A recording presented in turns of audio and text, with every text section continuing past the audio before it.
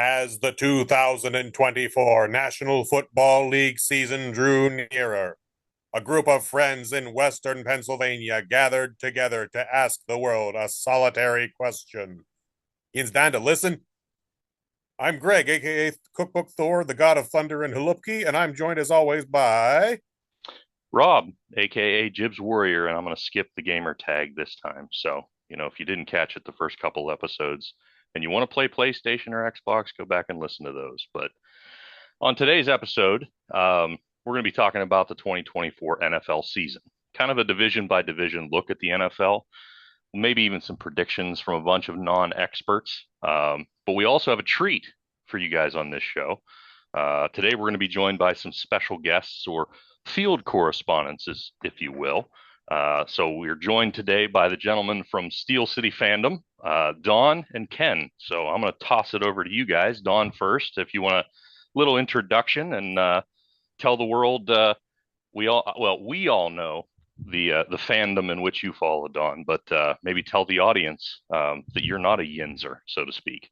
Jeez, this is so Ken. This is so professional. I know this is nothing like a Steel City Fandom where it's just nonsense. I'm not used to this level of professionalism. I mean, that was one hell of an intro. I mean, that was fantastic. you like my John Facenda, do you? It was just really well done. I was over here like impressed. This is I'm flattered. Yeah, we're from Steel City Fandom, which has had about a million different names. We were the KF podcast. We were the Ken Frederick podcast at one time. We've been around since 2016. Me, Ken, Brock, and Justin. We do it from my house every Thursday. We're all out there. You can find us anywhere you find your podcast at Steel City Fandom. Like Rob said, I am a fan of a lot of the same things as these guys here. I'm a big pro wrestling fan, sports fan, love collecting comic books.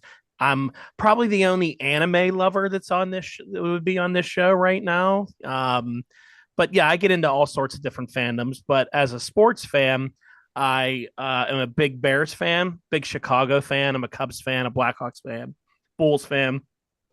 But I've unfortunately been cursed as a Bears fan for 30 some years now since they won the Super Bowl in '85. I jumped on the bandwagon and wasn't smart enough to get off. So yeah, I'll be shitting on the Bears. Oh, sorry. Well, there it goes. There it goes already. I'll be crapping on the Bears and everything that they do, and I won't pick them like Ken always picks the Steelers to win because he's a big Yinzer. So over to you, Ken. Oh, hey everybody, this is Ken. 1/4 of Steel City Fandom, 1/3 of the Butler Area Toy Show and KRG. Yeah, so I'm a big Yinzer. I'm diehard Steelers, and then it trickles down from there. And yeah, I will totally be fandom, Yinzing out for the Steelers during this conversation and hating on Cleveland and everything else in the rest of the AFC North.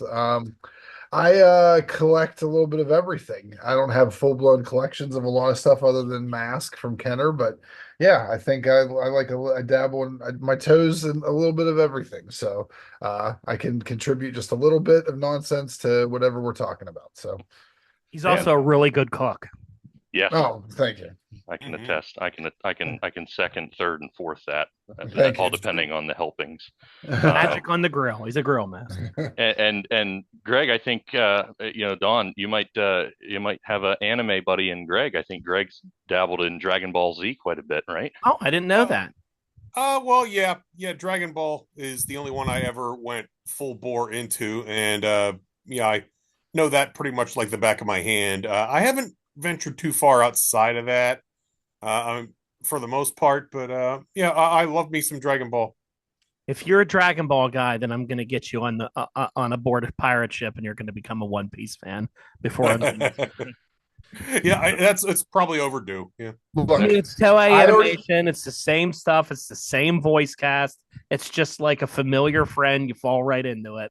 You love I'm it. already on one podcast where I have to listen to Dawn rant and rave about One Piece. I don't need to be on another podcast about it. Well, I did see the crossover episode with Yeah. Luffy and Goku. Mm-hmm. Yeah, it's good stuff. We'll talk about that another time. There you go. There you go. Yes, I another see. story. I see Greg being a guest on on the Talking Anime. Oh yeah, portion of talking Steel anime coming at you. I don't even know when, Sunday nights or something like that. We haven't done one in a while, but yeah. There you go. There you go. All right, but today we're talking. It's late preseason, 2024. If you're finding this in a historical fashion, so preseason games have just ended. Major injuries, if they occurred to your team, whoever you're a fan of, should have ended before week one now, unless they get hurt in practice. And at this point in time, that's on them. It's not my fault. So if I'm jinxing you and your team gets hurt in practice, that's just dumb luck. It has nothing to do with this podcast. So we decided to talk a little bit about what this season looks like. And I was telling these guys before we started, this is probably the most disconnected I've been from an NFL season at this point in the year, in probably 15 years. And it's kind of crazy because, again, we're a Western Pennsylvania based group. Ken speak to it.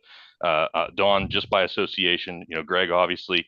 The Steelers made a lot of noise between the time the end season ended last year and the time this one will begin. So me being disconnected seems kind of odd, but we're going to get into that. I'm going to save the AFC North for last because in looking at it, it's being talked about as the hardest division in the league. So we'll save the best for last, in this situation. So we're going to do a division by division look. It'll take a little bit. We're not experts. Not a single one of us are experts. It's probably going to be more about what we hate about all these other people at teams than it will be about what we can expect. But then we'll maybe do a little bit of predictions here towards the end and, wrap it up with, obviously, like I said, the AFC North.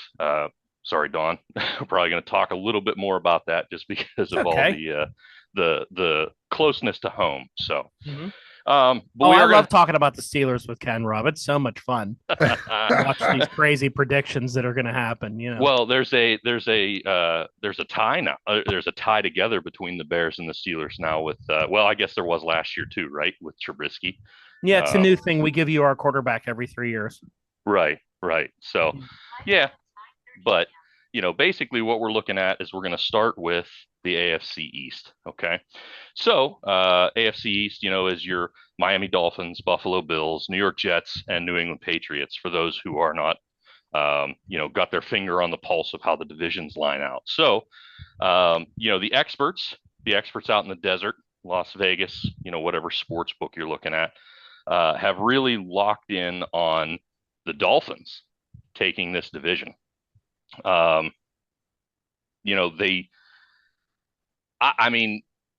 think I read a stat about the Dolphins that said it's been 20 some years since they've won a postseason game. I don't know how accurate that is, but I know a couple of people who are diehard Dolphins fans. I work with one.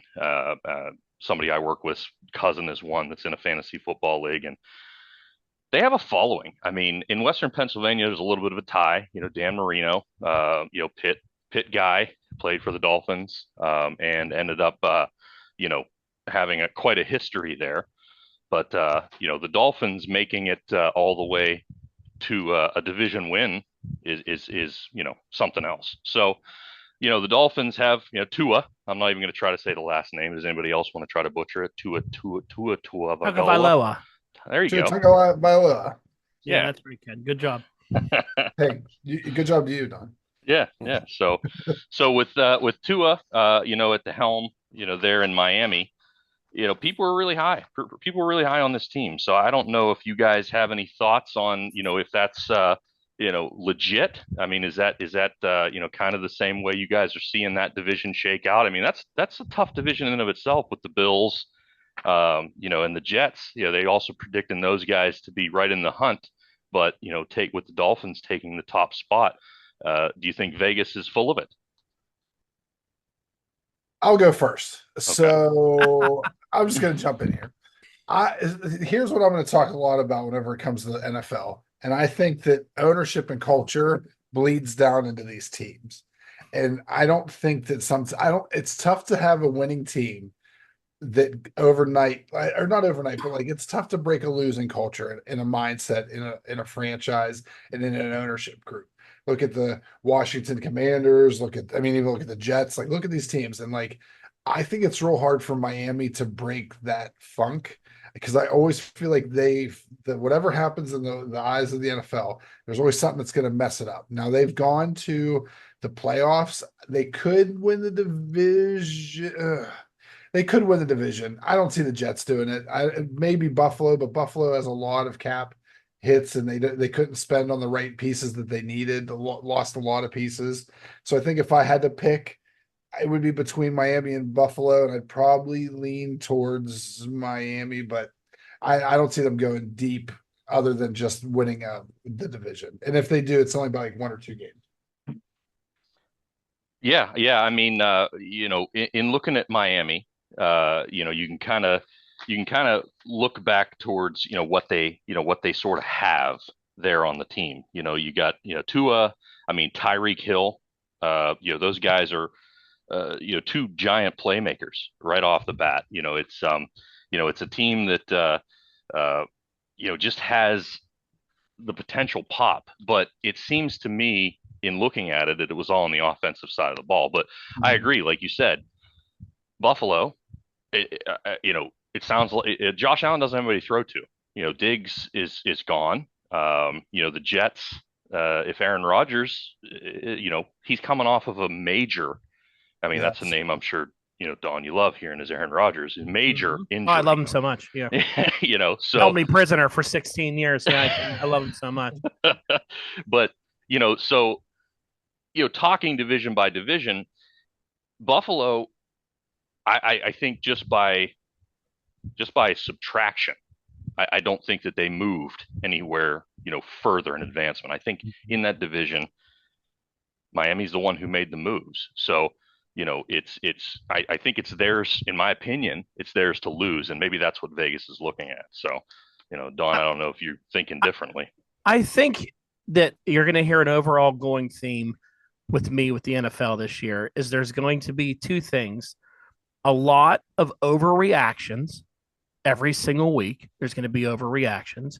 And then there's going to be the more things change, the more things stay the same. Like with these teams here, Buffalo, one of these games is going to kill Miami. And everybody's going to be like, oh my God, the Bills are it. They are it. 44-3, they killed Miami. Then the next week, they're going to lose to New England 13-6.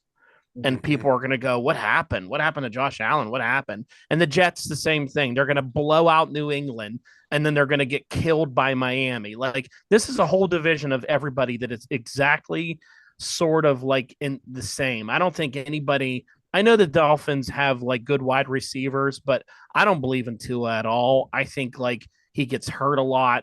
I think like, I know people love their coach a lot, but I kind of feel like he's a bit goofy at times too. I think you're going to see a lot of this even towards the end, and it comes out either Buffalo or Miami wins the division, then they go out the first round to like a better team in another division. Agreed. Yeah. But here, the one thing that I think it doesn't matter if you're a Steeler fan, if you're from Western PA. So unless you're from the New England area, the one thing that we can all agree on is it's great to see that the prediction that the New England Patriots are going to be at the bottom of the barrel scraping this division. I mean, they got a good young quarterback. He's going to take some time, but again, like we said before, he doesn't really have anyone around him offensively. Yep.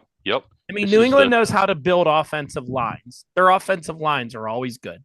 So he'll do okay, but like it's just not a team with much talent on. It's going to take some time. Yeah. O-line's where it all starts. Yeah. This is the first time in 2 decades there will be no Bill Belichick in New England. So, that's a thank you. That's I love that. That's fantastic. It's a great feeling. So, you Jacoby Brissett, he is probably going to be the starter. I mean, did they make that announcement? I think I heard somewhere that was at least week 1 he was getting the call. So I think he is. I think that's correct. Yeah. So, I think that we can all rejoice a little bit, or at least, thump our chest in pride a little bit that we survived the dynasty, or at least the dynasty has ended in the New England, Boston area. So it's a good segue out of the AFC East for sure to say, Vegas is predicting a 3-14 season for the New England Patriots. I mean, I saw a couple of analysts when I was, kind of listening to some stuff this afternoon say that they're going to be literally having a trouble fighting to stay out of last place in the NFL. So when you fall, you fall. You know what that'll be like? That'll be like Tecmo Super Bowl on the NES, where they're the absolute crappiest team. Yes. Yeah. So, okay. What's old is new again. That's yeah, right. and I'm going with the Bills, by the way. Oh, Yeah, they have the best quarterback. yep. I think Josh Allen finds a way. Yeah. And I hope Rodgers gets hurt again because I'm tired of him. He needs to retire. Maybe he can go sit in another dark room somewhere. I was just going to say meditate and have all the answers that no one else has. And he's gonna take ayahuasca. And really, I gotta behave on this podcast. I'm not on my own, so I won't say what I usually say about Aaron Rodgers. But yeah, good luck, Aaron. Have a great year. Oh, fantastic! All right, so we're gonna jump down south to the AFC South, and we're gonna talk about more than likely who can dethrone the Houston Texans. So for those of you not in the know, you got the Houston Texans, the Indianapolis Colts, the Jacksonville Jaguars, and the Tennessee Titans. So, Houston Texans are, predicted, I guess, your odds-on favorite to win that division. I still think it's a very dogfight type of division because I think that if you have a healthy Richardson in Indy, you can kind of bump them up, considering how well they did without him last year. Jacksonville, Tony Khan's crew down there, they kind of have I think Trevor Lawrence got a nice little contract bump. And I think going into last year, they had a lot of hype around them that I think people were a little gun shy on doing the same for this year. So you have that, and then the Titans, even finishing in, being the longest shot to win that division, aren't that far out of it. But the Houston Texans are the ones that people are talking about, and they're talking about him because of C.J. Stroud. I mean, he's a potential in the MVP talks already. He's got Stephon Diggs now, Nico Collins,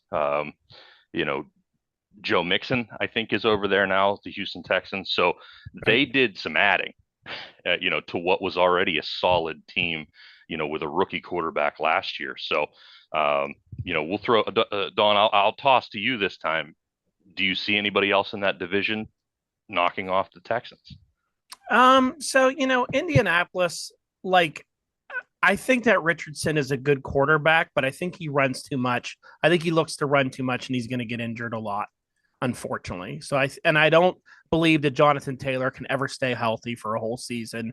He lights it up in the beginning, and then he's injured most of it. So I really see that team just sort of being just okay and not really much of a threat. I think Jacksonville's kind of the same, where they have times they look good and Trevor Lawrence looks good, and then they just sort of find ways to lose. Tennessee, I think, will be a lot better. I think Will Levis isn't too bad, but yeah, I think Houston, this is their year. I mean, it should be, unless CJ Stroud has some sort of that sophomore slump that he goes into because people are overhyping it. But I really think he's really good. I don't know. He just seems to really have the poise down, the attitude down, the head that's in it. He just looks really good to me, and they got a lot of talent around him. I think they're going to win that. I think they run away with this division, honestly. Yeah.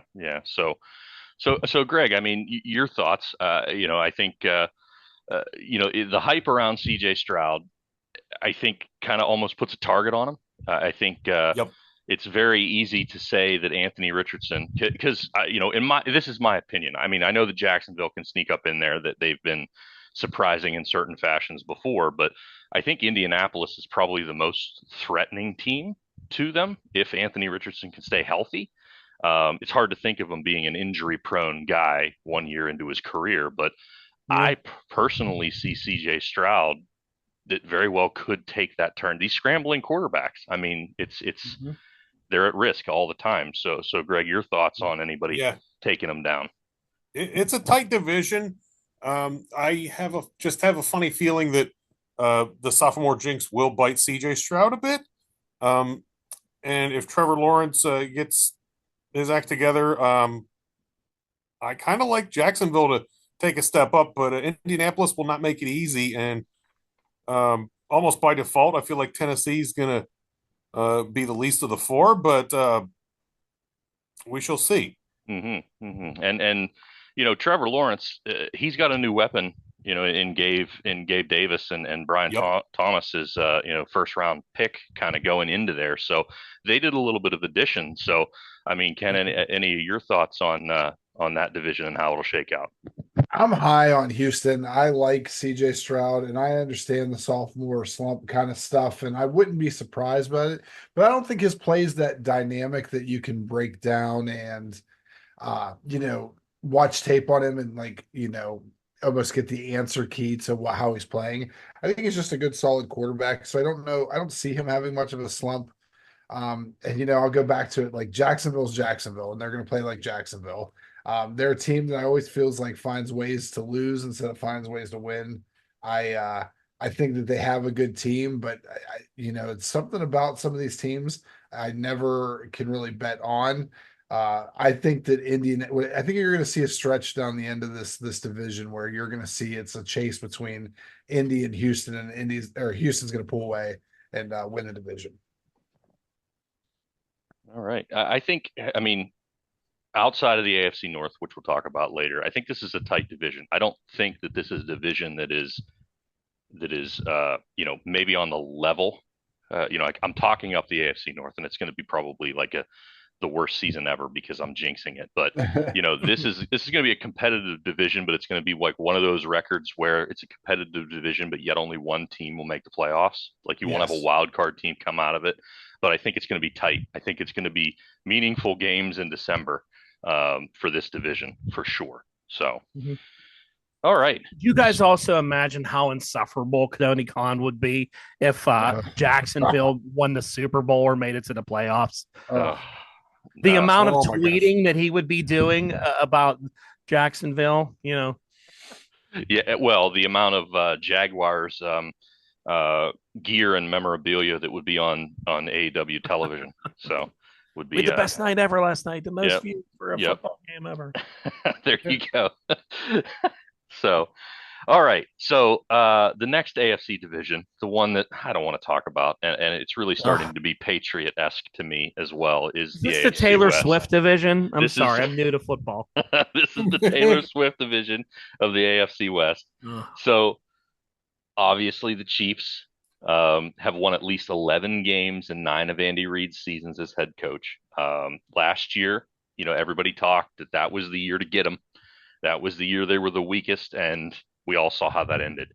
So obviously Vegas sees it. A lot of people see it, that these are the guys to beat, maybe for the whole thing, let alone division. So, there's a real buzz that there is a three-peat that is possible coming out of Kansas City. So we're going to talk about hopefully why that doesn't happen. And I'm going to say this, like, hey, I'll be the first one to admit if they're the best team, I'm not against them just because they're winning. I haven't gotten to that status yet. If they're great, they're great. But I think we just see them too much. So that it obviously gets flooded, and you had everything that happened last year outside of football that was around the Kansas City Chiefs. But they're heavily favored, not only for the division but for the Super Bowl. So Vegas is predicting a 12-5 season. With the Chargers coming in behind them at potentially 9-8. So, kind of a runaway, the way you look at this. So, the Chiefs themselves, there's been some change. And if I'm not mistaken, and somebody correct me if I'm wrong, but isn't Rice potentially going to be suspended for some shenanigans? That Rashee Rice, is that am I thinking of somebody else, or is that legit? Let me do a little research. I didn't think I saw that. No, he seems he's got some legal issues. Yeah. He was the one that was driving a Lamborghini. Oh, yeah. Got in a high-speed hit-and-run chase and all that stuff. So, I mean, you got some off. This team seems to be it's a hot button team to be caught up in a lot of that off field stuff, and some of it is positive, some of it is distraction, some of it is negative. So any of this stuff throws the spotlight on them a little further. Now, for other teams playing them, that's good. They want those distractions. For us as fans, we don't want that because it just means it's more news to cover Yes. that team. So, looking at it from a football standpoint, Rice could end up out some games. Kelsey has been not always the healthiest fella when it comes to it, and there's they didn't do a whole lot of adding, in my opinion, which coming off of a Super Bowl, you don't expect them to. So are they vulnerable? So Ken, what are your thoughts? Is this team going to live up to a 12-5 hype? I think that so I'll start this off saying I am a fan of Patrick Mahomes. I have been. I cheered for them during the last two Super Bowls. I think if any team was in the position to, well, I scratch that. I think the Brady run, it was surprising that how good those teams were that they didn't win three in a row. And it shows how tough it is to achieve three in a row.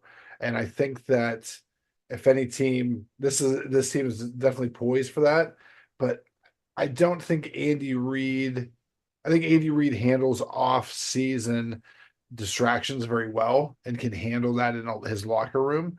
This is the guy that dealt with Donovan McNabb and Terrell Owens in Philadelphia. I think he can do well with what's going on in Kansas City. Um, I think the Rashid Rice stuff, if I remember correctly, the NFL does not do anything until he's charged formally, and then so he might not see that until the beginning of next year. If we look at some precedent from some other players, so we might have some time with that. They've also picked up Juju Smith-Schuster in the offseason this week. I think that there's some not that he's going to set the world on fire, but at least he's a guy that knows the playbook. That can come in as a slot wide receiver or a third or fourth option in these spread options. But I think that they can do it. I think that they have a weak division. I think that we talk about these other divisions in the AFC. If Miami has to go to Kansas City again, who are we picking to win that wild card game or that divisional game? That's going to be Kansas City all day.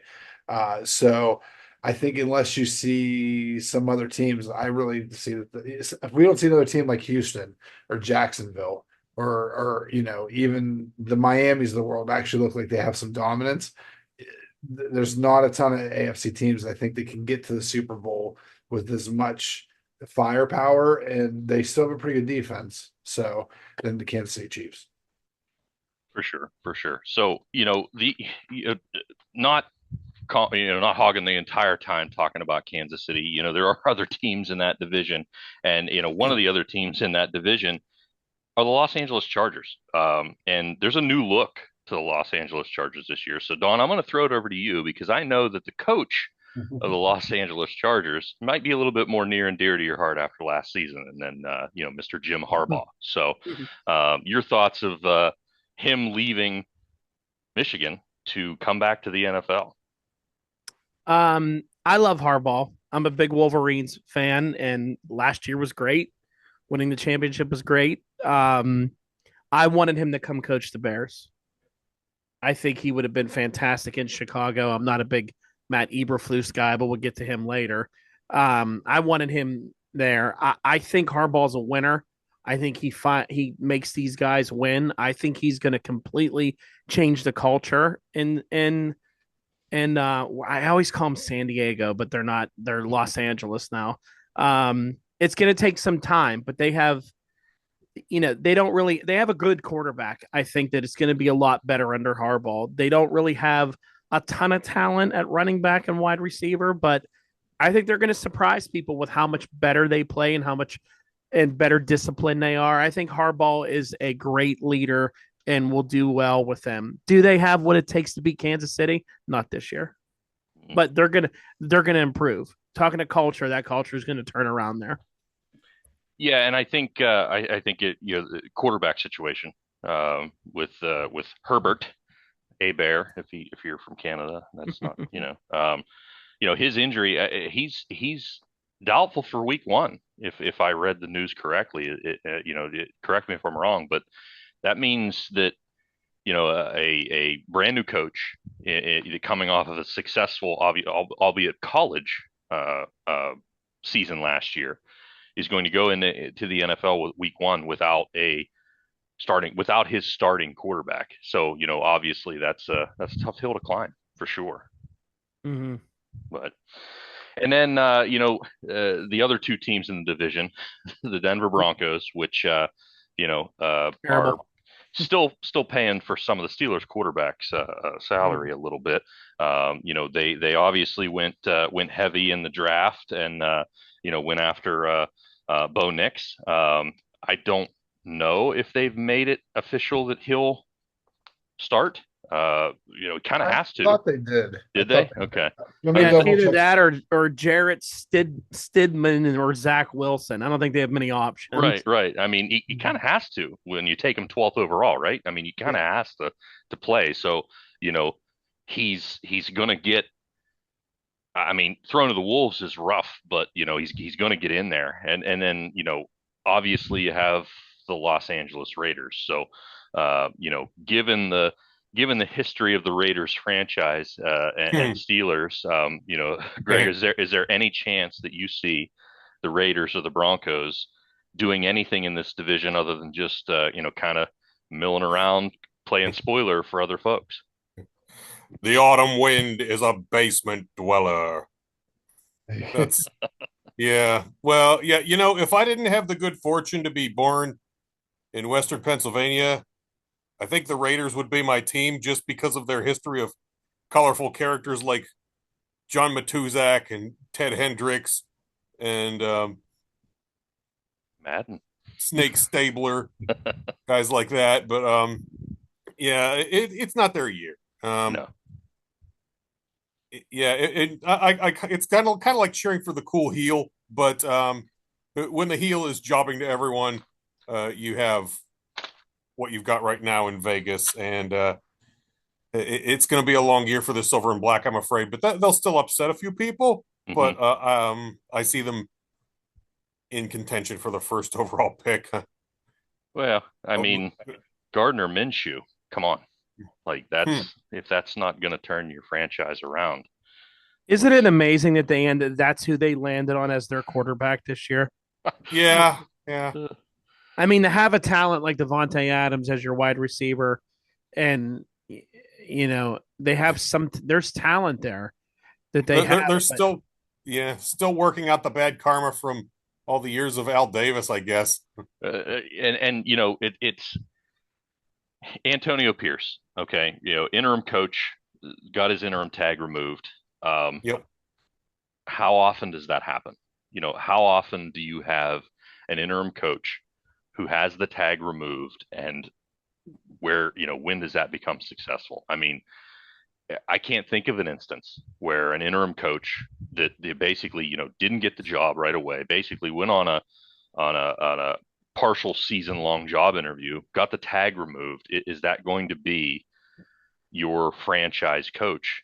I don't see that happening. Hopefully the guy proves me wrong. I mean, the players must like him, but for them to keep him around. But yeah, we shall see. Who knows? Maybe they'll surprise people, and maybe they'll prove me wrong, and they'll finish above Denver. But no. It's a huge and becoming huger sports town where they're playing football. I mean, the facility is immaculate. It's getting all, the town is, they're going to get baseball in a few years. So it won't be long before they're in contention. Before they have to be in contention in that town. So, this is probably the bottom. And I mean, when you look at it, they really don't have anywhere else to go but up with Gardner Minshew as your quarterback. So, All right. So we're going to throw over to the NFC side because we're going to save that AFC North for last. But the NFC East, Vegas has the Eagles, taking this one. They had a heck of a season ending last year, 1-6 to finish the season in a division that is kind of like the AFC South, I guess. It's going to be heavy in the middle, but all odds are pointing towards the Eagles, sort of running away with the top of it. It's they lost some folks. Really, more probably sentimental leader in Jason Kelsey. My opinion, the better of the two Kelseys. But he was a very, very big I agree. presence on that team, and one loss like that, can have repercussions. But DraftKings has them at a 10.5 game over under. I think they hit the over. I really do, and I think that anything over that, 11 wins, I think wins that division. I don't think there's stability behind them enough to knock that number off. I mean, you got the Cowboys, the Giants, and the Commanders to fill out the division. It seems to me that the Giants and the Cowboys always have some sort of flux going on, whether it be on field, off field contract. I think, the Cowboys got wide receiver contracts just getting solved now. The Giants, big media town. So, so Ken, tossing it over to you. Does anybody knock off the Eagles? I think it's be close with them in Dallas. Like Dallas is a, I think Dallas is going to surprise you this year. Not that they're going to go and do great things in the playoffs because that's usually when they choke. But right now I'm thinking I like Dallas. I like for whatever reason in my gut, that's what it's telling me right now. Yeah, Dallas. I mean, I think if you think about it, and it's funny, it's funny to think about this because both teams have made the playoffs, but both coaches in Philadelphia and Dallas, they could find themselves on the hot seat just because of the way that the teams are built and expected to perform. And it's funny because they're still playoff contending teams, but there's a lot of pressure there. A Western Pennsylvania guy and Mike McCarthy. We kind of have all been watching that saga unfold with how that's going to play out. CD Lamb finally signs. Dak Prescott's going to play the final year of his deal, without a new deal. So he's either got a chip on his shoulder to earn that money, or he just doesn't want to get hurt for the next big thing. But Dallas will, in my opinion, be the one that challenges the Eagles for that top spot, and that's always a rivalry. There's a lot of rivalries in that division. Maybe with the exception of the Commanders. Everybody looks at those games, even from outside of those fandoms, as some pretty tough games when you start to see them on the Sunday night football schedule or Monday night football schedule or Thursday night football schedule or Tuesday afternoon football schedule if they decide to throw one of those in there at some point in time, which is probably going to end up happening. But the Giants, they're there as well. I don't think that you can kind of rule them all the way out. But Don, any thoughts on the Giants giving them a fight in that division? Well, the Giant, I just don't believe in Daniel Jones. I think Malik Neighbors is going to be really good, but I don't think he has anyone to throw to him. I mean, they lost Saquon Barkley. To They the got Eagles, Devin. right? They got Devin Singletary, who always lets me down in fantasy football.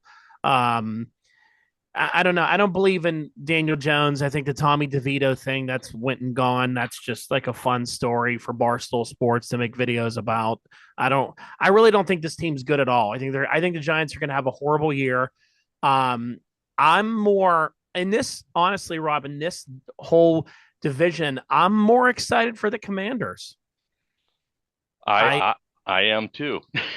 Yeah, I actually think that the Commanders under Jaden Daniels, who I think is really good and going to surprise a lot of people, and Austin Eckler as a running back, and Terry McLaurin, Luke McCafferty, Christian McCafferty's younger brother. Like, there's a lot of people on this team that are young, hungry, good. I think this is a team to watch that's going to upset a lot of people in this division. Yeah, I think the Commanders have hit the bottom, but I think this is the climb up. And I'll talk a minute. I'll go on the Homer pick bandwagon. We got Malik Neighbors, LSU guy Mm-hmm. in New York. I He's don't really think good. I don't think his impact with Danny Dimes is going to be anything like the impact that Jaden Daniels is going to have in Washington. I think that Yeah. as long as we don't have um, you know a Anthony Richardson situation where there's just not enough there to protect him, I'll be the first one to admit Jaden Daniels is a tall, skinnier fella.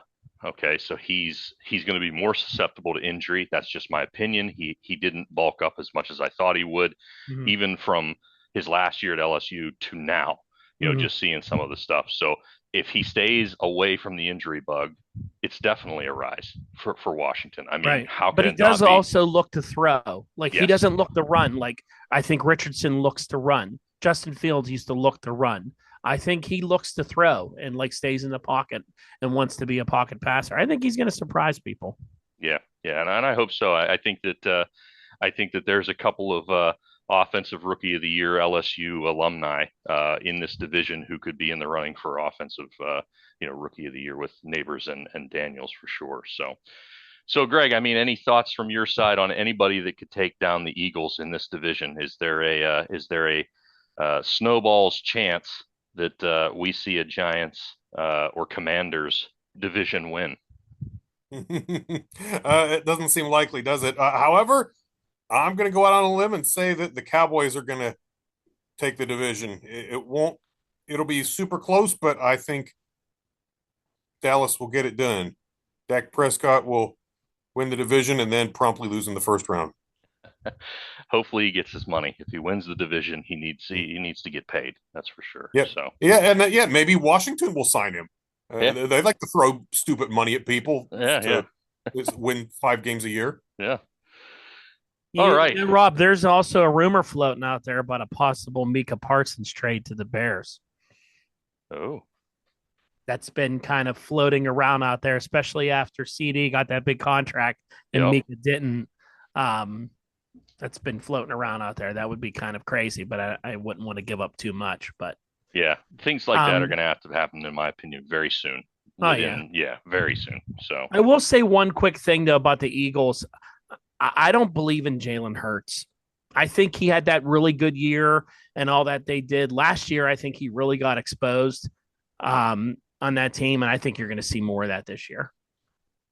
yeah, yeah, and I think the thing about the Eagles that and we're not going to get down into splitting hairs, but they draw the Packers and then 3/4 of the NFC South to start before a Week 5 bye. It's a very weak opening schedule to get them through the bye. So, the injury bug, it can happen whether you're playing the worst team in the NFL or the best team in the NFL. But when you have a little bit of a weaker, out the gate, it kind of sets the tone. So I think that could look into Philadelphia's favor a little bit as well in that division with that first portion of the season. So, all right, we're going to jump to the NFC South. I know Don's salivating over that NFC North, but we're going to talk about that in a minute. We're going to save that one too. But the NFC South, Vegas has the exact same odds for division winners for the Tampa Bay Buccaneers and the Atlanta Falcons.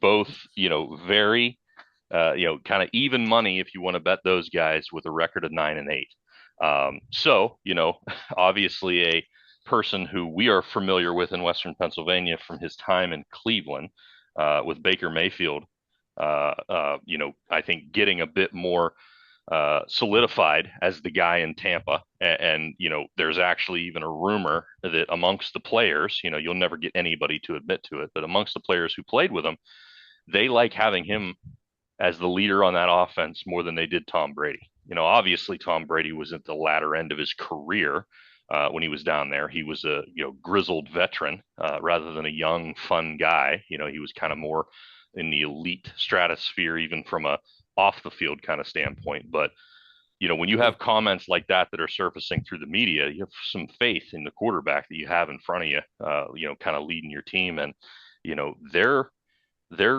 predicted to be right up there. But again, like I said, you're kind of looking at them from a tie with the Atlanta Falcons. So, given that top of that division is kind of so up in the air and flux, I think this is the one we might have the most back and forth on. But I personally think that the Tampa takes the division over Atlanta. I think Atlanta has it, but I think that Atlanta threw a lot of money at their quarterback situation, and it's obviously going to help, but I just don't know whether that was the the move that's going to move the needle, so to speak. And I think that Tampa is going to be the one to not get knocked off there. So, Ken, your thoughts on Tampa, Atlanta being kind of tied at the top of that division in the odds standpoint? I'm a big Baker Mayfield fan once he left Cleveland. He has a lot of fire and a lot of spirit. So I do like Tampa Bay, but I do like this division for one reason is it's always unpredictable and it's always a new team on top. Like you never know who's just going to end up and squeaking out a win in that division and getting into a first round matchup with somebody. And you know who knows what's going to happen. I don't like It's a lot of change for Atlanta. New head coach, new quarterback. And they drafted their backup quarterback very high in their draft. So I think there's a lot going on in Atlanta. Not that they're not going to win and they're not going to make it exciting down the stretch, but I like Tampa. I think that they've got a stronger units. I forget who their wide receiver is with Baker Mayfield, but Mike Evans Mike Evans. I like Mike Evans too. and Godwin. They've got a good core of guys. Like they've got a decent defense, and they play in a weak division. And he's Baker Mayfield shows passion. I don't know. Like my gut says I like him. Would I be shocked if they got last place? No, not in this division. Because no one in New Orleans is really makes me even care about them. And who's the other team in that division? Jacksonville, Atlanta, New Orleans. Carolina. Yeah, there we go. Done. So, but you never know. One of these teams catches fire, but I think Atlanta's going to do well. I just don't see they have enough to squeak this out. Yeah, I mean, you got a new offensive coordinator in Tampa as well. So, you have not that you really had a lot of issues with that last year, but you kind of have someone who now is going to take the reins knowing Baker Mayfield is the guy and going to tailor the offense to that. So, I just don't see the amount of money that the Atlanta Falcons paid Kirk Cousins panning out as much as it did. I mean, they have Robinson. They took Michael Penix Jr. in the draft. So, they definitely didn't get worse. But I also don't think that Tampa got worse. So, I mean, Greg, from your standpoint, given that it's almost like a 50-50 shot between these two, where do you land on who sits atop this division at the end of the year? I'm going to go with Atlanta on this one. I feel like all the pieces are in place. They have enough depth. I think they can make it happen. Although I wouldn't complain if Tampa Bay pulled it off. I mean, Baker Mayfield probably is well liked because he yells at his teammates less than Brady did. Is my feeling. Yeah, and he doesn't throw tantrums. Well, much. Yeah. Unless you plant a college flag on the middle of OU's field, and then he freaks out about that. But hey, there's where we are. So, but yeah, I mean, New Orleans. I don't know if you can look at, is Kamara the same person, the same player that he was in the past? If he can rebound to his previous form, they could be something. But Derek Carr. I don't know. I think there's a reason why Derek Carr isn't where he used to be, because he's not necessarily someone that you would say you're going to hang the franchise on to take you where you need to go. So, Don, from your standpoint, who do you think in this 50-50 toss-up is potentially going to take this division? I think this is the worst division in football. I feel like every single one of these teams, it's just a toss up. I do have to say real quick though, whoever said in Tampa Bay that they like having Baker Mayfield better than Tom Brady, I can guarantee you it wasn't Mike Evans and Chris Godwin. Because there's no way you like Baker Mayfield throwing you the ball better than Tom Brady throwing him the ball. I just don't believe that. I'm not a Brady hater like a lot of Yinzers are, but I mean, they were a much better team when they had Brady. I like Baker. I think Baker's good, but he's still, every game, he makes that one overthrow or that one misthrow or throws that one interception. He's tough, but he's just not. He's not winning them a Super Bowl in Tampa Bay. New Orleans is terrible with. I mean, they're just terrible. Carolina will be a little bit better. They got some players. They improved their offensive line. Bryce Young, if he doesn't get killed like he did last year, Mm-hmm. should make them better. But I think overall, it's got to be Atlanta. I mean, just from a weapon standpoint, you know, Michael Penix Jr. is going to be good at one day. Kirk Cousins can win. He has Bijan Robinson. They have a better offensive line. Kyle Pitts. I think that they win the majority of the games in this division, but I don't see anybody contending coming out of this division whatsoever in the playoffs. I don't see them making any noise. This is going to be that division where it's a sin where the team is like 8-9 and makes the playoffs, and they get to host a home field game because the division stinks so bad. I mean, they've done that to us in the past couple of years, and they're probably going to do it again. Come on. Most likely to happen in this division of any, having every team have a losing record, and people will just be beside themselves with rage. Yeah, like Tampa Bay in the playoffs last year, they had like not a winning record and they made it in. But they got. Carolina's on the way up. They got Deontay Johnson via the trade. So come on. Yeah. They are going to be better. Carolina. It's going to take them a while because they made an awful trade with my team, but thank you. Bryce Young, I think that he has potential. He's small. He's a small guy. Small. Yeah. He's going to have to make it work more with his legs than he does with his arm, because that's what happens when you can barely throw over the offensive line because of your height. But it's not for lack of talent that's going to happen. It's just that the offense has to be built around that. And I just don't think it's there yet to not be in the basement of that division. So yeah, I agree. All right, so moving on to the NFC West. So this is the other half of what Vegas is saying is the Super Bowl contenders, and that is the San Francisco 49ers, running away with this division above the Rams, the Cardinals, and the Seahawks. The Niners are not too much removed from what they were last year. I mean, there's obviously still some wide receiver issues going on. Will they, won't they? Is Brandon Ayuk going to go to the prom with the Niners, or is he not? That's pretty much the talk coming out of San Francisco. But Vegas has them with a potential 13-4 record.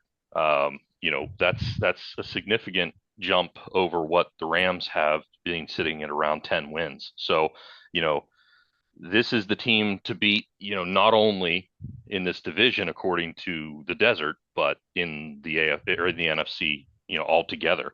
It's being called the most complete roster in all of football. A couple of the things, like I said, you got the Ayuk situation, and Christian McCaffrey suffered a calf injury that shouldn't be a big deal. But, when you start to see that chink in an armor on a running back, you have to watch it. You have to think about when that's going to crop up. So, given that this is kind of like the Vegas layup in the NFC, Greg, is there any chance that these guys don't win this division? I don't see it. It would take an unprecedented rash of injuries and bad luck, I think, for although the Rams have plenty of talent. I mean, they could maybe make it happen if anyone, but no, this is San Francisco's division to lose. Yeah. I mean,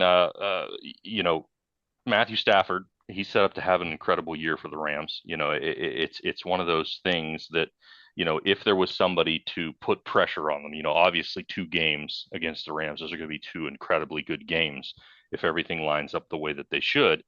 But the defensive side of the ball in Los Angeles is the reason that I say that this team can't compete. And, you lose someone like Aaron Donald and Raheem Morris in the same offseason, you're going to have a weaker team. I just didn't see enough for the Rams to bump themselves into that division winning conversation, from what happened in the offseason, on both sides of those, on both sides of that fence. So, The Cardinals, they keep Kyler healthy. They could be in the talk, but again, I think there's still too big of a gap between them and the Niners. So, so Ken, I mean, your thoughts? Do any of these other guys, the Seahawks are probably the least likely to make any noise, but do the Rams or the Cardinals, push the Niners to a weaker record, or are they just going to make them excel that much more? I I feel like San Francisco, and this is going to be, I listen to you talk about most complete team. Like I like San Francisco, but I think they're soft. And I'm just going to say it. Christian McCaffrey's good. He's the best running back in the league. He's going to carry that team. I don't have a ton of confidence in Brock Purdy. I think that if they, seeing again, I don't know. Do I think they can win the division? Yes. But do I think that they're one injury away from making an excuse why they didn't? I feel like I think I see in my eyes that can happen more than them winning the division, to be honest with you. Um, I feel like they have adversity a lot of the times where they have to overcome. I think this Ayuk business in the locker room is not going to play out well. And I think that, you have Kittle, you have McCaffrey catching out of the backfield, you have other weapons, but I just something about it in my gut, and that's all I have really to go on. Is it just doesn't feel like they're going to make. I think someone else out of the NFC is what you're going to see against Kansas City. And will they win this division? More than likely, but I think they're going to find themselves in a long season, they're going to have an injury that they can't get past, and they're not going to be able to. And the Rams or Arizona could step up, but I think you need a pretty big, someone's overplaying. Is that the wide receiver core out of LA that's overplaying? Is that Kyler Murray in Arizona that's overplaying than what we've seen him before? One of them need to step up to take it. To do that, and I can't really don't see either of them doing it either. But I wouldn't be surprised. But that's how I feel about it. Yeah, and I mentioned Arizona, Kyler Murray, he stays healthy. I think one of the most intriguing players to me this year, rookie players, is Marvin Harrison Jr. I really am excited to see, maybe Malik Neighbors, obviously in New York, but Marvin Harrison Jr. I think has the potential to be the Jamar Chase to Joe Burrow in Arizona, and I think that connection I think is going to be something to watch. I don't necessarily think it's going to be enough to move the needle past the teams in front of them, but I am intrigued to see how that works if those guys stay healthy on the field. So, there might be something there, but I don't necessarily know if there's enough to push them, even into second or third in that division. So, I mean, Don, do you see anything out of, Arizona or any of these other teams to Seattle, probably not so much. I think it's just a complete new look in Seattle, but does anybody give San Francisco a fight?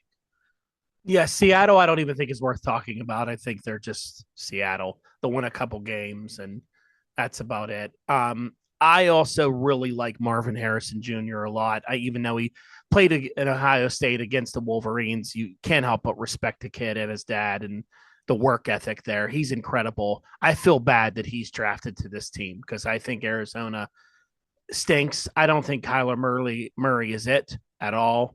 I feel bad for Harrison on this team. I look forward to whatever Marvin Harrison's second team is whenever his hopefully he gets traded somewhere decent down the road. San Francisco, I get everything Ken was saying about San Francisco. There's questions with Brock Purdy and with McCaffrey's injury and Ayuk and the stuff like that, but they still have a really good defense. Nick Bosa is good. Fred Warner is good. Like they know how to win. They know how to create turnovers. They are still tough. And this is a team, San Francisco, that all they have to do is get to the playoffs, and they know how to win games. Are they going to win the Super Bowl? I don't know. I mean, there's a lot of factors there, but they are a tough out anytime you play San Francisco. They are going to be hard to beat. I actually think the Rams are going to be a lot better because I think Matthew Stafford, if he stays healthy this year, I think Blake Corum is a good running back addition for them. I think that Puka Nakua and Cooper Kupp are going to be unbelievable. I think you're right, though, Rob, that defense and for the Rams is going to be a challenge, but I think they're going to score a lot of points. So I think them in San Francisco is going to be fun matchups to watch as the year go on. And I actually think the Rams might surprise people and come away in that division this year. Yeah, I completely agree. I think those are going to be some of the ones to circle on the calendar when you see the Niners and the Rams that they're going to lock up. And if you're not seeing that in prime time, I don't know when those games are slated. I didn't get into it that far to see that, but if they don't flex those games into some of these Sunday night positions coming down the stretch, if it's in the second half of the year, something's gone awry. Either with the teams or with the way the NFL is structuring what we're seeing, because Right. I think that it's going to be shootouts. I really do. And I think it's going to be very entertaining to watch. So, all right. So we're going to jump in to the first of the two divisions that mean the most to the folks on the call. So we're going to talk about the NFC North. Okay. So I'm going to set this up, and Don, don't kill me. This is exactly what I'm pulling from the internet. You do your But thing. it is Vegas has it at a tie between the Lions and the Packers. Both with a 11-6 record, but they are also throwing the big question mark on the Bears. So this division, besides everybody saying the NFC North is the toughest division, this division is the most talked about right now. I think in a lot of circles, whether it be NFL analysts, they talk about these Lions in that same conversation with the best top to bottom roster in the NFL. Is it there? Jared Goff, they play 3 games all year long that are outdoors, only 3. Everything else is on indoors in a dome. That's ridiculous. That makes me Okay. mad. They got that, Amon-Ra St. Brown, Sam Laporta, David Montgomery, Jamar Gibbs. There's a lot of names that 3 or 4 years ago, we would be laughing at Detroit because they didn't have anything. And now they have a good team. Last year, I think there was this giant head turn to Detroit after that opening game against the Chiefs. But, 3 games outside of a dome is nuts. So, Jared Goff is going to play good in a dome. Well, when you have that many games in a dome, by default, you're looking at some good games. I think the Packers, I don't see how they're tying them. I don't put the Packers on that level. I don't even put the Packers in front of the Bears personally. I just don't know what you're going to get from Jordan Love, and they're starting the season in Brazil. I know that happens, but they're starting the season in Brazil. And then they have the Bears coming in at 9-8, with the Vikings falling in behind them at 8-9. So, that's kind of how this division is. It's tight. It's tight across the board. You can slip one or two games and completely reshuffle everything that there is to have about this division. So, you've heard, Don, what Vegas has to say about this division. I'm going to throw it over to you to give me your commentary on what you think is going to happen in the NFC North. Okay, so I'll do the Bears last. So Minnesota, I was really looking forward to seeing how JJ McCarthy was going to do there. I like JJ a lot, being a Michigan kid. I think that completely wrecked their season, and he's out with a torn meniscus now, and he's done for the year. They have Sam Darnold, Nick Mullins, and Jaron Hall. They're done. They're not going to do anything. Poor Justin Jefferson being stuck with this, with this as your quarterback options. It's not going to be good for Minnesota. Yeah, Minnesota's going to struggle all year. and I think everybody kind of thought along the same lines as you that maybe not week 1, but at some point very early, if not mid-season, you would see JJ McCarthy.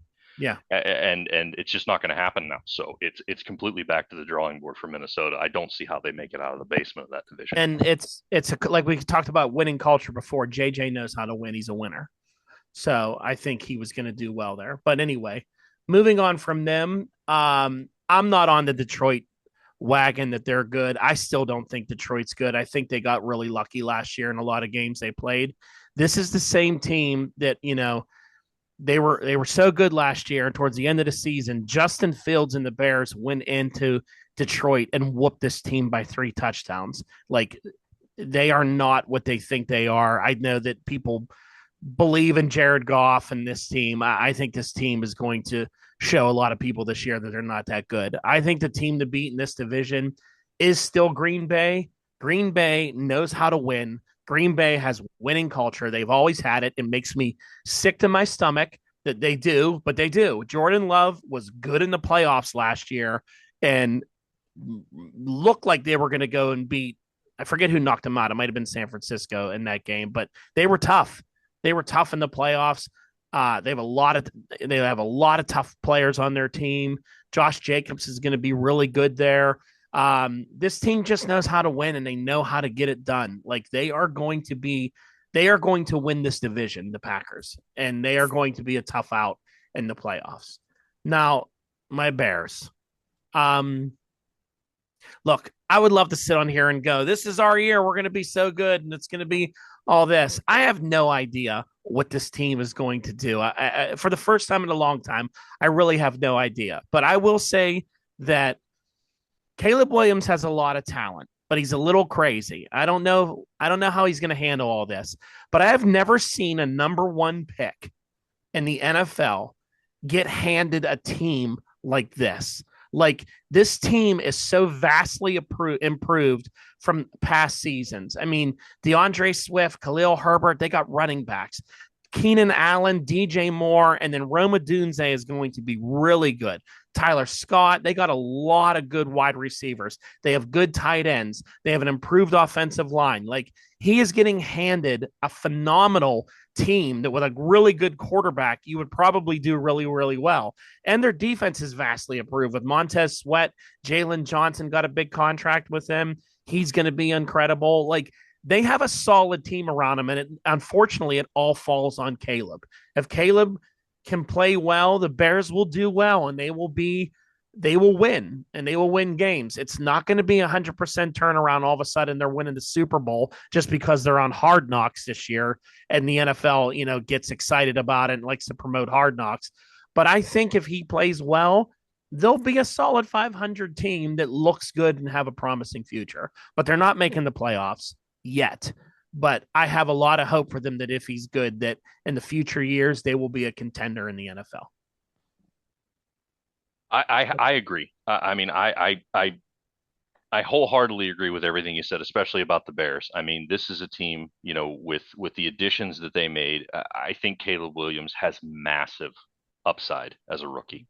I think that his upside only grows the more experience he gets under center. I really believe that. So, if they're not in contention, yeah, I mean, I wouldn't be shocked if they were right there in the division contention at the end of the year. You wouldn't say it wouldn't be shocking to me.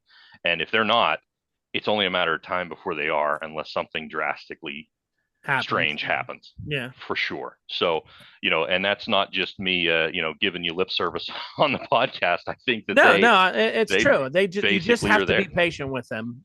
Yeah. It's going to take some time. I don't believe in their coach. I believe in their GM. I think Ryan Poles has made a lot of great moves.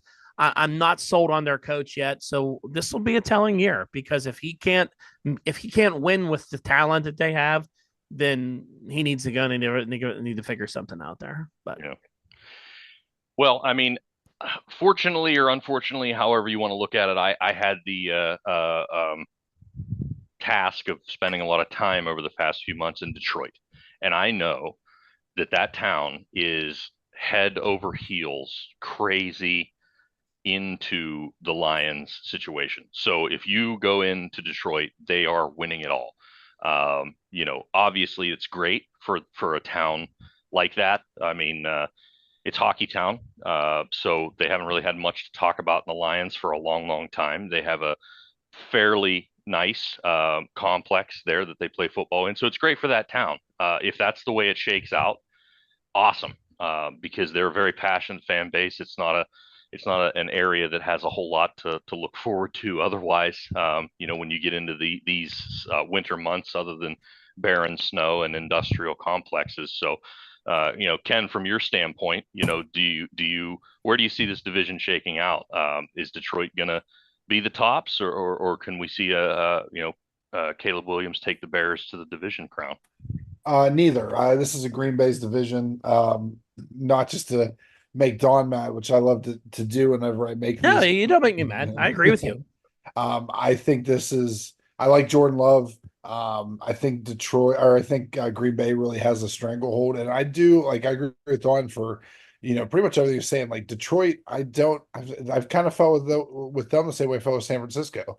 Like they overachieved last year. Like I think that, and I don't think one injury is going to do it. I think that we talk about a team that the more tape I think is going to expose. I think it's Detroit. I think the more you play this guy scheme against this guy, he's going to be exposed. I think he's going to be easily exploited. It really annoys me that these guys only play 3 outdoor games in the NFL like all year. That I don't know why, but that really, and then you got to, if you think about it, it's at Green Bay, at Chicago, and one other person on the road, and I can't, without looking at their schedule, I don't know who that would be, but talk about the factors of having home field advantage, or other than being indoors, like is just pretty crazy. I mean, they must be playing the AFC South, because that's Indianapolis. Um, yeah, that might be. I don't know. I have to check and see, but You I got think this is two. what's that? You got their home. You got Yeah, Minnesota, yeah. who's now in the dome. Yeah, and they have to be. So the 3 games are one against the Packers, one against the Bears, and then there's one other team that they're playing outside. Jeez, talk about Cush. Yeah, yeah. But yeah, this is Green Bay's to take. I'm excited to see what happens in Chicago. I think that if there's a, you know, potential for, upside, this is the year for it. And I'll trust on Don when it comes to coaching, because I don't follow it that closely. But as a very, a guy that follows the sport, and a little bit for all teams, like, this is your chance to make. I think this is the team that I think is going to be either the darling on ESPN after weekends, or it's going to be the Caleb Williams experiment failed in Chicago, and it's going to be, there's not going to be any in betweens. I think in the media sense, it's going to be all or nothing. But I'm excited to see it. We'll see what happens, but this is definitely Green Bay's to this year to snatch. Yeah, yeah, and looking at Green Bay, it all. I think both of you have said it so far. It's all up to Jordan Love. I mean, he was a borderline starter for the first half of the season last year, and then almost a unanimous MVP type of player for the last half of the season. So it's Dr. Jekyll, Mr. Hyde. Which one's going to show up? And if he continues the streak that he ended the season with last year, then it's his car to drive. How far he drives it, it is really going to be dependent upon him. And when you get into that latter stages of the year where he did good in the conditions that you have to play in Green Bay, that's saying something. So I mean, given the frozen tundra, Greg, do you see Green Bay taking this division, or are you more in the Detroit in the Detroit sunny weather, dome weather type of pick? Well, as much as I'd like to use my John Facenda voice to talk about the frozen tundra of Lambeau Field, I have to go with the Lions in this division. Just call it a hunch. I think they'll get it done. Going to be nice and balmy and nice and warm in those domes. Mm-hmm. All right. I think they'll prove their naysayers wrong, but fantastic. We shall see. So, Rob, the Bears open up week 1 against the Titans at home. Who do you like? Oh, the Bears. Yeah, I like the Bears. And then, unfortunately, they have to go to Houston. Yeah, well, I actually, I like that matchup. I think that'll be a very talked about game week 2 when you have Stroud versus Williams. I mean, it's going to be hype. Is Is that a primetime game? I would think that they would put that in some sort of primetime spot with those two guys under center for the Houston and Bears game. I think, as I just clicked away with it, that it is a primetime game. It's 8:20. Yeah, Yep. Sunday night. It's the Sunday night game. That's going to be the Bears have never done well in Sunday night games. It's always so much hype, and then it's like, Yep. oh, it's 45 to 3.5. Yep. This conversation is why I love being friends with Don. Don has a high, like the Bears, high views prime time game. He's just like, oh, they're on prime time. They're gonna lose by 30 points at halftime. And it's always true. Unfortunately, it's always true. A lot of people will say, boy, you're so pessimistic. And I'm like, is it pessimistic or just real? Like, it's real. That's really what's happening. Like, I call it. I call it all the time. Fantastic. All right. So the moment that those of you who stuck around this long have been waiting for is we're going to jump into the AFC North, what some analysts are calling the toughest division in football, to the point where, depending on where you look, the odds are completely different. Even the Vegas odds, all depending on the sports book you go to, because some of them have the Bengals taking this division. Some of them have the same line with the Ravens taking the division, and some of them have very weak lines when it comes to both of them because of the other two teams in the division, and being the Steelers and the Browns. So we're going to start out with kind of the one I've been going with as we've been talking. We use that, so don't take it as gospel, but this desert book that we've been floating with this entire time has the Bengals taking this division with a 13-4 record. That's a strong division to pull that record out of, given that it's going to be so back and forth. But at the same time, the other one has the Cincinnati Bengals sitting at a 11-6 record, with the Baltimore Ravens taking a 12-5 record for the crown. So this is going to be the most back and forth division. Now, I think 3 out of the 4 of us on this podcast have a lot to say about the Pittsburgh Steelers. So, Don, I'm going to start it to you, and maybe if you don't mind, I'll let you MC this division for us so we can share our yins or opinions. Okay. So my quick opinion of this division, I do think this is a very tough division. I think Cincinnati is good, but Cincinnati is always that team to me of like, boy, this team's good. Jamar Chase, all this stuff. And then like their first game, they're losing 3-9. And you're like, what happened in this game? Like, why do they just not score sometimes? So they throw me every once in a while. Then they can come out and look like a house on fire. So I'm not sure I believe that the Bengals can get it done. I think the Browns are really tough defensively, and they are a tough team to play. If Watson plays well, I think they're a really hard out. They're changing the culture there as well. But I really believe that this is the Baltimore Ravens division. I think with Derrick Henry and Lamar Jackson, what a duo. They're just tough all over the place. Like, I think they're a tough team to play. As far as your Steelers go, I kind of think this is the year that like they're really bad. Sorry to say that. But I think you might need that, because I think that's kind of where the Steelers keep ending up, is that they don't have a losing season. Mike Tomlin always gets to stay. They always end up kind of around a little over 500. And then they keep getting the same middle tier draft pick, and it's just okay. And then, they've really been on that downward spiral. I think they need to have a year where they just stink. And then next year you get some good picks and they start rebuilding.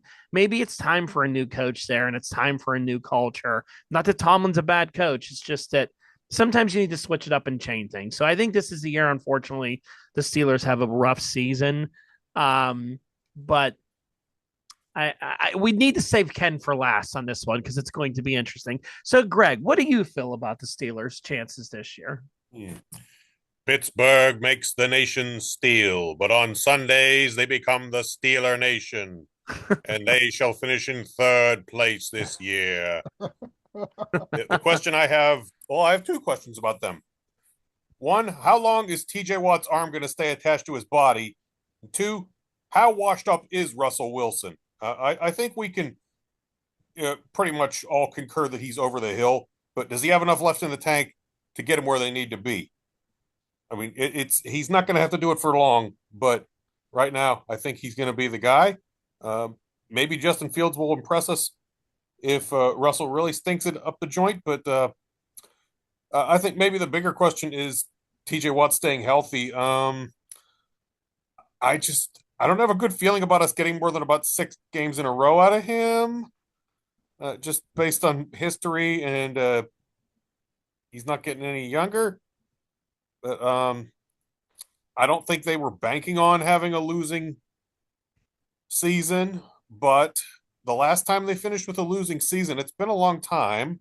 Mm-hmm. Am I remembering right? The last time they were under 500, was that when they got Troy Polamalu? I believe so. And they need that, and then they had to trade up a little bit to get him. Mm-hmm. But now I may be remembering wrong, but it seems. But yeah, a little rebuilding year would not be the worst thing in the world. Yeah, and I'm not the Tomlin doubter that some people are. Mm-hmm. I don't see them relieving him of his duties. I think they would leave. I think they have enough faith in him to leave that to him to depart when he chooses to. And I don't see this being his final season in Pittsburgh, given how things have gone. But yeah, it's going to be a tough task with Baltimore and Cincy up top, having them make a run. But they won't make it easy for anybody. And as long as Watt's in the lineup and Fitzpatrick's in the lineup, it won't be easy for anybody to take them on. But I kind of like Cincy to take the division. So, Rob, looking at these teams over here, other than your Steelers for a minute, hold off on your Steelers. Are you afraid to play the most? Who do you hate seeing come to town? The Browns, the Bengals, or the Ravens? That's a good question. I think that they both pose the challenges, but and you guys know my ties to Cincinnati based upon the LSU connection with Joe Burrow and Chase. I am going to lean that way because I think that if Cody Rhodes in Cincinnati, stays healthy and Jamar stays healthy, that is a potent duo to the point where it's a different team. I think that the Steelers' speed up front on defense, given TJ Watt being healthy, can contain a Lamar easier than it can contain the passing game of Joe Burrow. So, that's my prediction. I'm gonna flat out tell you right off the bat. I think the Steelers finished second in this division, and the reason why they finished second is because Baltimore and Cincinnati are going to do damage to each other. They're just going to. I think when they play each other this year, it's going to, what the Browns and the Steelers and the rest of the division get, and the rest of the league and the schedule looks at for these two guys, or for these two teams, they're going to get banged up. It's just going to happen. It's going to be tough. It's going to be hard nosed. And I think, and my Steelers second place in the division and wild card is going to be hinging upon getting 15 games from TJ Watt. You have to it's an absolute must to get 15 games from him. I don't care if they're in a row. I just want to see 15 games. Give him the bye week, maybe even spell him here and there, or heaven forbid he gets injured for a game or two and has to sit out a week, to do it. But you got to get 15 from him because of the significant drop off on defense when he's out of the lineup. If he's in there, the offense can struggle. We saw that last year. They stayed in games with low scoring affairs in a regime that was no good because the defense held them together, but it wears the defense out if they have to be out there after every 3 and out. And I think that the team is better to be able to not 3 and out every drive. And that's what the defense needs. So it's going to be old school. You got a coach who's going to run the ball a little bit more, who's going to chew some of the clock, try to give that defense the spell they need. But I don't think it's enough to take down both powerhouses. I think they're going to do that to themselves a little bit, and it's going to give us a chance to sneak in there with that potential wild card spot. The Browns, don't even get me started. I mean, I don't understand what goes on up there. I mean, the best event that happened, in my opinion, in Cleveland, and I know a lot of people from Ohio are probably going to be listening to this. I apologize in advance, but SummerSlam was the best thing that's going to happen in that stadium this year. So, they're talking about new stadium in Cleveland. I think that's great. I don't like the Cleveland sports teams. That's just by association, but it's a good town. I think they do deserve it. I think they've gone through some crap over time, but what's on the field in Cleveland this year is going to be a last place in the division football team, and it's really because they erred on Deshaun Watson. I just feel that way. How can you possibly suggest that Deshaun Watson will ever really be good again? We haven't seen it in more than 3 years. So, yeah, he is tough because doing. he's never really injured. I just feel like defensively, they'll give Pittsburgh a really hard time, especially Russell Wilson and Justin Fields. I saw Justin Fields play them a few years ago, and it wasn't pretty. I agree. I mean, every single division game in this division is going to be tough across the board. I mean, I can think of, was it 2 seasons ago where we played that first game against the Bengals, the year that and basically everybody got hurt. It was like the Steelers won the game, but you won the battle, but overall you lost the war because so many people got banged up in that game, and that was week 1. I see a lot of that happen. I see that this being a hard-nosed division where they have to play like that against each other, and they're going to kind of throw caution to the wind a little bit to get those division wins because they're important. Don't get me wrong, but there's also other games on the schedule that you have to save yourself for, and if you lose some of those key pieces, it's floating in the water at best. Mm-hmm. So, Ken, who leads? What's Pittsburgh do this year in your mind? Well, I'm going to start off by saying, as a Steeler fan, it was exciting to see an off season that Pittsburgh put together. This was an off season of like, okay, hey, there's problem people in the locker room. They got rid of them. They traded away for players. They got defensive guys from Baltimore in the off season. We picked up 2 quarterbacks. Like, as a Pittsburgh Steelers fan, as long as I can remember, that's not how Pittsburgh Steelers football went.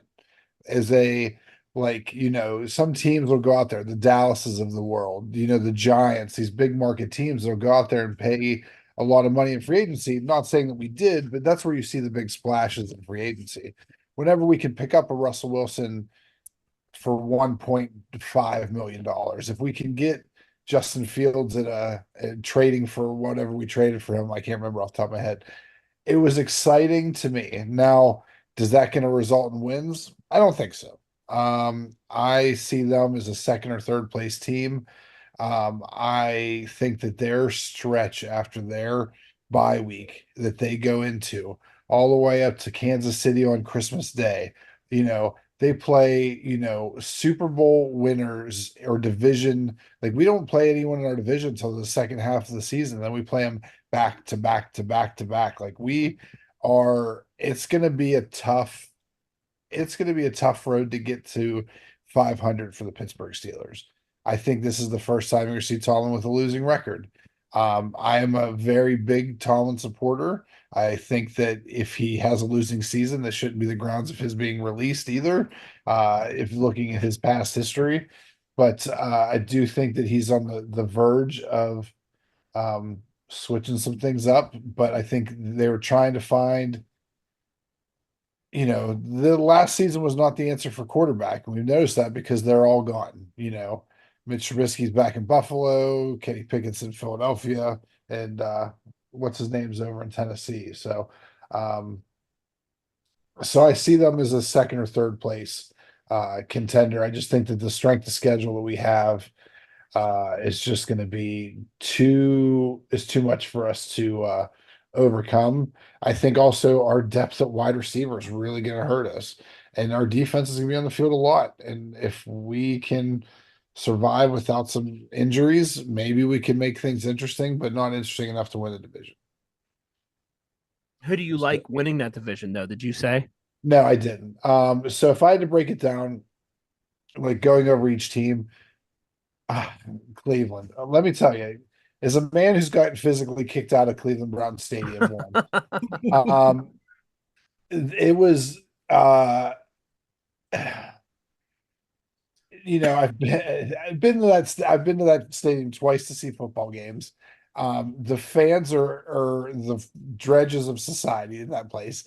No one's as nice. I've never got into more verbal altercations in a place before, other than Cleveland, Ohio.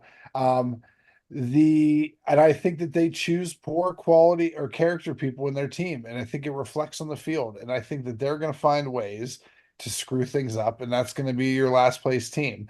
That defense is very good, very good. But I watched that game last year. I was at the Cleveland Pittsburgh game in Pittsburgh last season, and the amount of times that Ohio football teams against Pittsburgh shoot themselves in the foot is unbelievable.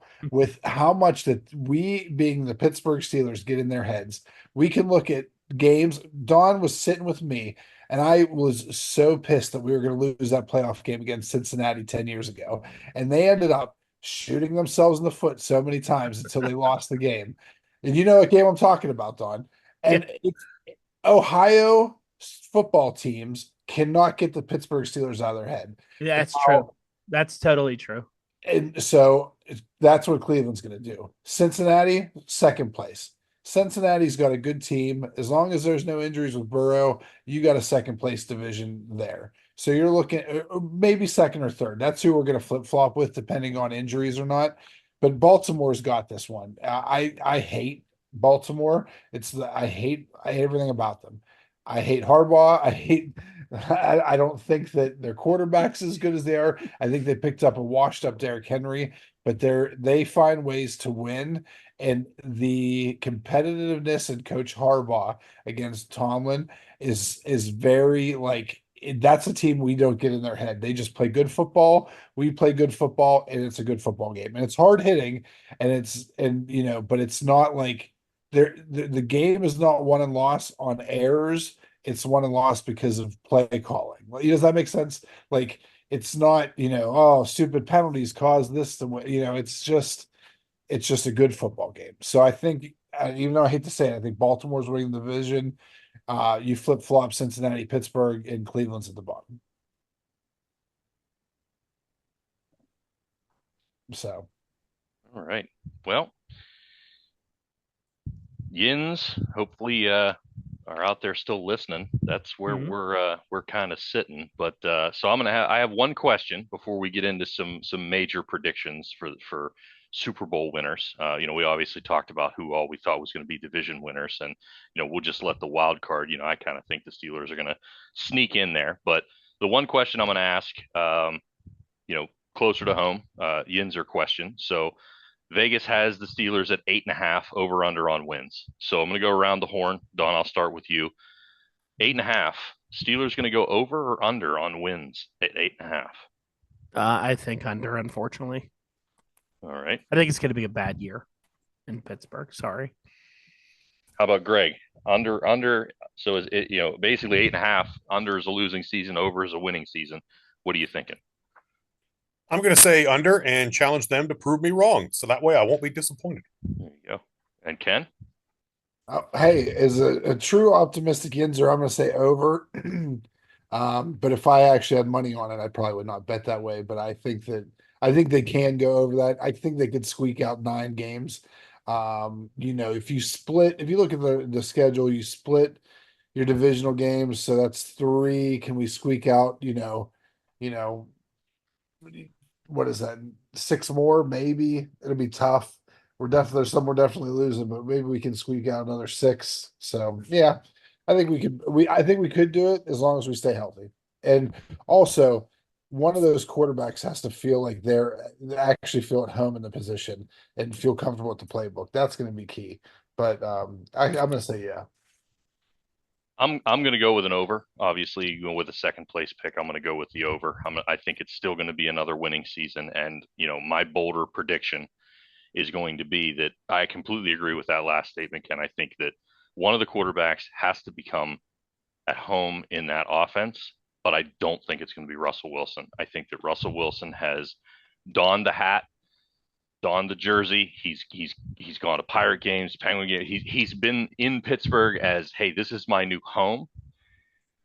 And you haven't seen that from Justin Fields. I think Justin Fields is going to be more of a leader on the field.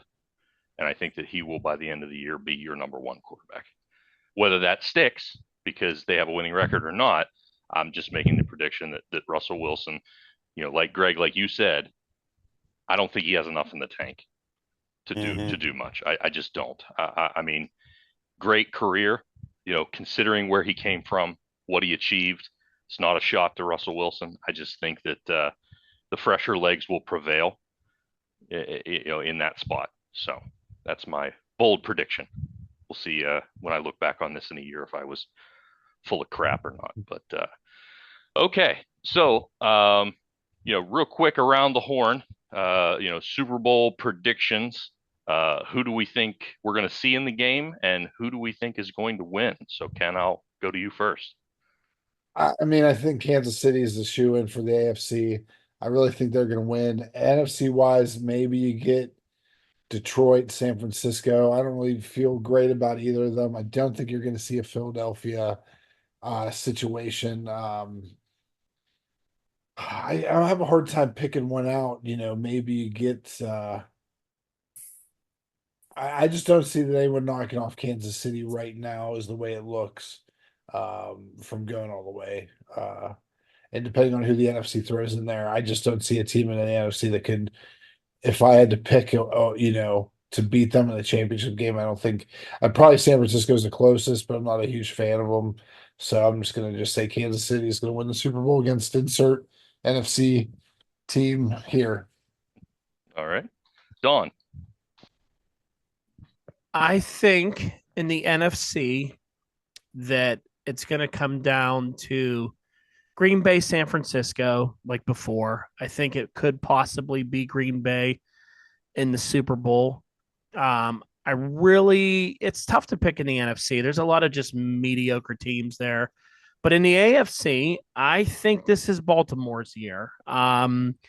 I know people think Derrick Henry's over the hill, but he was always a guy that had to be the entire offense when he was in Tennessee. I think he doesn't have to be that. I think he stays healthy this year. And I think when they get in the playoffs this year, he pounds Kansas City into the ground with a running attack and Lamar. And I think they topple Kansas City this year and they make it to the Super Bowl. And I think they win the Super Bowl. That's my early prediction. All right, Greg. Yeah, it's hard to argue with Kansas City. They're going to make it on the AFC side. I'm fairly confident. On the NFC side, I'm following my hunch. I'm going to say Detroit makes it. And the world we live in is just weird enough to have Detroit upset them in the Super Bowl. So Dawn is stewing right now. that's my prediction. I'm sticking to it until I'm not anymore. All right. I am going to say the exact same thing we all said. It's Kansas City's conference to lose. I don't think, I think last year was the year to get them and nobody got them. So, I don't think that they fell off unless the injury bug hits them heavy. That's the team. That's the team from the AFC that's going to be playing in February. The NFC, it's not that they're subpar. I just think that it's more competitive. I think the Eagles can show it. I think that Detroit can show it. I think it's San Francisco. It could be any three of those. But to throw it down, I'm gonna mirror Greg. So the podcast is going to go down in flames together. I think it's going to be Detroit and Kansas City, and I just have a feeling Kansas City will three-peat, and we'll never hear the end of it. So It's not happening. Someone has to stop the Swifties. someone has to do it. So, all right. Well, that is the NFL preview from Yins Down to Listen for 2024. Thank you guys for sticking around. So, Dawn, Ken, plugs, anything you guys got coming up over at Steel City Fandom that you'd like folks to check out? Just the Uh, usual drivel that we talk about we release every Friday. But Dawn, I'm sure, has a more professional way of saying it. yeah, I mean, we release every Friday afternoon if I remember to do it on time if I'm not busy at work. But yeah, Steel City Phantom. You can check us out on any. Just look up Steel City Phantom on any social media. We're not on TikTok. Well, we're kind of on TikTok, but not really. But Facebook, Instagram. You can find us on SoundCloud or any podcast catcher that you have. You can look up Steel City Phantom there. We do have some stuff coming up to our YouTube channel. We're trying to add some more stuff to that. And, our usual stuff. We're always changing, trying to come up with new things to talk about. We've been doing some longer shows. We'll have more anime adventures coming up, talking anime, and maybe we'll even get back to doing some more fun stuff on YouTube. And yeah, check us out every week. We appreciate it. Awesome. Well, thank you guys for joining. And Greg, any final thoughts before I hit the outro?